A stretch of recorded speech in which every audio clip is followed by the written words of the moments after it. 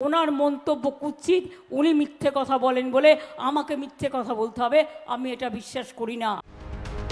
ভোটের সময় প্রশাসনের নিয়ন্ত্রণ থাকে নির্বাচন কমিশনের হাতে, কিন্তু প্রধানমন্ত্রী বা মুখ্যমন্ত্রী থাকেন নিজ পদেই, ভোগ করেন পদের সুবিধাও। কিন্তু অভিযোগ, ভোট প্রচারের মঞ্চে উঠে মমতা বন্দ্যোপাধ্যায় যেন চলে যান সব কিছুর ঊর্ধ্বে।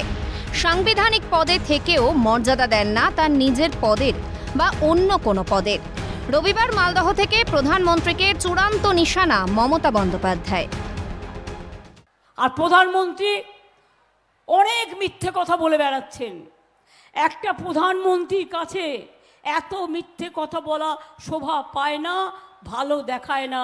আমি আপনাদের বলছি, ওনার মন্তব্য কুৎসিত, উনি মিথ্যে কথা বলেন বলে আমাকে মিথ্যে কথা বলতে হবে, আমি এটা বিশ্বাস করি না। ইদানিং প্রায়ই ভোট মঞ্চ থেকে মুখ্যমন্ত্রী দাবি করছেন তিনি মিথ্যা বলেন না। কেন? শুভেন্দু অধিকারীর মিথ্যাশ্রী আক্রমণের জবাব দিতে বাধ্য হচ্ছেন মুখ্যমন্ত্রী। প্রশ্ন উঠছে তারই ভূমিকায়। শুক্রবার সন্দেশখালীতে শাহজাহান শেখের ঘনিষ্ঠের আত্মীয়ের বাড়ি থেকে উদ্ধার হয় অস্ত্র বিস্ফোরক। নামানো হয়েছিল এনএসজি কমান্ডো।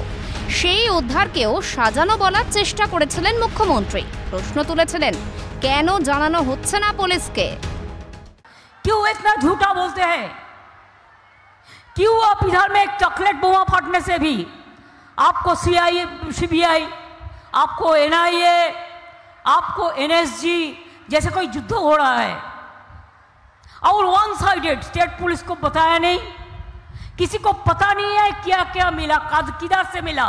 ये भी हो सकता है खुद उन्होंने गाड़ी से ले आया, लेके शो किया है, कोई एविडेंस नहीं हुआ है कि वो उधर में थे। পার্থবাবু টাকা পাওয়া গেল, সব সিবিআই নিয়ে এসছে। কেষ্টর বাড়িতে 550 কোটি টাকা পাওয়া গেল, ওগুলো সিবিআই নিয়ে এসছে। এবার সিবিআই বাকিও নিয়ে আসবে, যখন ধরে জেলে নিয়ে যাবে তখন বুঝতে পারবে। তিনি তো পশ্চিমবাংলার সবই জানেন এবং সব যা হচ্ছে তার সব দায় ওনার। কিন্তু ঘটনা জানান দিয়েছে পুলিশকে সঙ্গে নিয়েই অস্ত্র উদ্ধারে গিয়েছিল সিবিআই।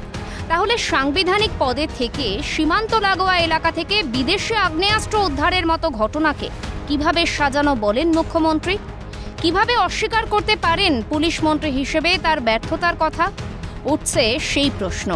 ভূপতিনগরের বিস্ফোরণের ঘটনাতেও পুলিশকে জানিয়েই এলাকায় গিয়েছিলেন এনআইএ আধিকারিকরা। তবু আক্রান্ত হয়েছিলেন তারা। মুখ্যমন্ত্রী বলেছিলেন, পুলিশকে না জানিয়ে কেন হানা? পুলিশ বলেছিল জানিয়েছে এনআইএ। ভোট প্রচারে তুঙ্গে উঠেছে 100 দিনের কাজ কিংবা আবাস যোজনার টাকার তরজাও।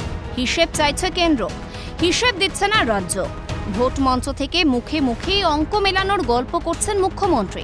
পরিণতিতে কেন্দ্র থেকে আসছে না 100 দিনের কাজ কিংবা আবাস যোজনার টাকা।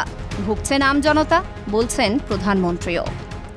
टीएमसी के राज में बंगाल में एक ही चीज चलती है, हजारों करोड़ के स्कैम।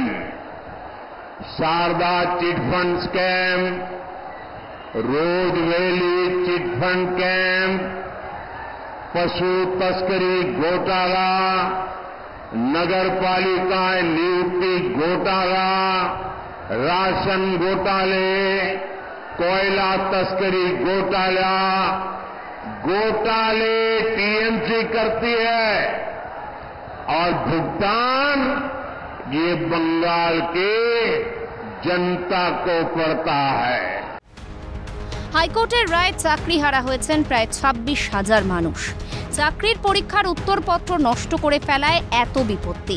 অভিযোগ, দুর্নীতিকে আড়াল করতেই সেসব নষ্ট করেছে শাসক দল ও সরকার। তবু এত মানুষ চাকরিহারা হওয়ার দায়ে আদালত ও বিরোধীদের নিশানা করছেন মুখ্যমন্ত্রী। সত্যি মিথ্যার প্রমাণ না দিয়ে ভোট প্রচারের মঞ্চকে কেন নিজের দায় এড়ানোর মঞ্চ বানাচ্ছেন মুখ্যমন্ত্রী?